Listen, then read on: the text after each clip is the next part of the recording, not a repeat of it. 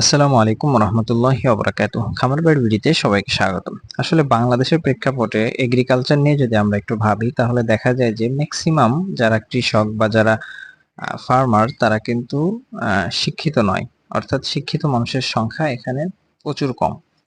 তবে চায়নার দিকে যদি আমরা তাকাই সেখানে প্রচুর পরিমাণে শিক্ষিত মানুষ কিন্তু ফার্মার। অর্থাৎ চায়নারা কৃষিতে বিপ্লব করতেই পারছে শুধুমাত্র শিক্ষিত মানুষ সেখানে যাওয়ার কারণে। তো আপনারা যেটা মনে করেন যে আসলে কৃষক হওয়াটা শুধুমাত্র যারা অশিক্ষিত, যারা পড়াশোনা করে নাই, চাকরি করার যোগ্যতা নাই, তারাই হয়তো কৃষি সেক্টরে যায় বা কৃষক হয়।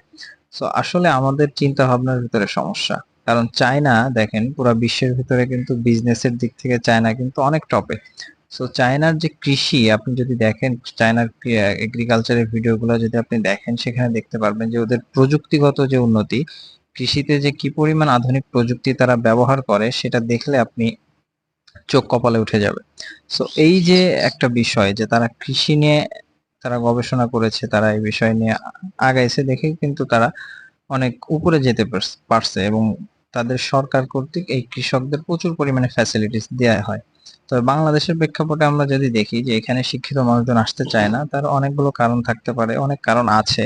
যেহেতু আমাদের ফ্যাসিলিটিস কম পাওয়া যায় সরকারিভাবে, বিভিন্নভাবে আরো বাধা প্রদান করে অনেক বিষয়ে, যে আসলে অনেক কিছু, যেমন আপনি যদি ভ্যাকসিন আনতে যান সেখানে আপনি বিড়ম্বনার শিকার হবেন। আপনি সরকারি অফিসগুলোতে যখন যাবেন দেখবেন যে মানে প্রচুর পরিমাণে সেখানে বাধার সম্মুখীন হবেন। আপনি প্রপার সার্ভিসটা পাবেন না। সো এই সমস্ত কারণে কিন্তু অনেকেই কৃষি সেক্টর ছেড়ে দিচ্ছেন। তো বর্তমানে দেখতে পারবেন যে অনেক ইয়াং জেনারেশনের ছেলেপেলে তারা কিন্তু এই কৃষি নিয়ে কাজ করার চেষ্টা করছে। বিশেষ করে গরুর ফার্ম, তারপরে ছাগলের ফার্ম, মুরগি বা অন্যান্য যে সমস্ত এগ্রিকালচার বাংলাদেশে প্রচলিত আছে সবকিছু নিয়ে কিন্তু কাজ করার চেষ্টা করছে অনেকে। তো আমি মনে করি যে যদি এই শিক্ষিত মানুষগুলো আস্তে আস্তে এই এগ্রিকালচারের মধ্যে আসে বা এগ্রো রিলেটেড কাজ করে তাহলে কিন্তু এটা আরো অনেক উপরে চলে যাবে।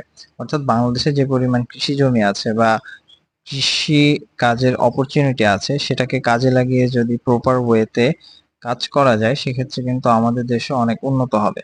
সো এই সমস্ত চিন্তা ভাবনা নিয়ে, এগুলো নিয়ে যদি রিসার্চ করে এবং সরকার প্রপার সার্ভিসটা দিতে পারে এবং অনেক ফ্যাসিলিটিস দিতে পারে সেক্ষেত্রে কিন্তু আমাদের ফার্মাররা অনেক উপরে চলে যাবে এবং আমাদের যে কৃষি এটার আমাদের যে কৃষি নির্ভর দেশ, অর্থাৎ আমাদের কৃষিতে প্রচুর পরিমাণে ইনভেস্ট করতে হবে এবং কৃষির উপরে আমাদের দেশে প্রচুর পরিমাণে এগুলা নিয়ে কাজ করতে হবে। না ছাড়া কিন্তু আসলে আমরা আসলে কি করব, আমাদের এত জনগণ, আমাদের সবাই তো আর চাকরি করতে পারবে না, সবাই তো বড় বড় কোম্পানিতে সিইও হতে পারবে না। সো এই জন্য আমার মনে হয় যে এই কৃষি সেক্টরটাকে শিক্ষিত মানুষজন এসে যদি এটাকে হ্যান্ডেল করে সেক্ষেত্রে অনেক বেটার রেজাল্ট আমরা পাবো সামনে।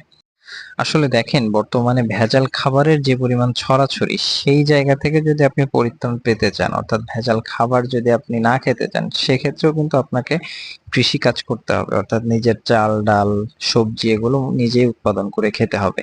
তাহলে কিন্তু আমরা ভেজাল থেকে বাঁচতে পারবো। সো ইদানিং অনেকেই দেখা যাচ্ছে যে শহর ছেড়ে গ্রামে আসছেন, নিজেই নিজের খাবার উৎপাদন করার চেষ্টা করছে। সো এগুলা অনেকে ইন্সপায়ার হয়ে আসেন, তবে এটা কিন্তু অতটা সহজ নয়। সো এগুলোর প্রতি আমাদের ইন্টারেস্ট রাখতে হবে এবং নিজেরা কিছু কিছু চেষ্টা করতে হবে, নিজেদেরকে ওইভাবে প্রিপেয়ার করতে হবে যে আসলে আমরা ভেজাল খাবার থেকে বের হতে পারি কিভাবে, হ্যাঁ, নিজের খাবার নিজে উৎপাদন করে খেতে পারি কিভাবে। তো এগুলা নিয়ে যখন আমরা ভাববো তখন অটোমেটিক কিন্তু আমাদের এই জিনিসগুলো হয়ে যাবে। তো সকলে ভালো থাকবেন ইনশাআল্লাহ। আসসালামু আলাইকুম ওয়া রাহমাতুল্লাহি ওয়া বারাকাতুহু।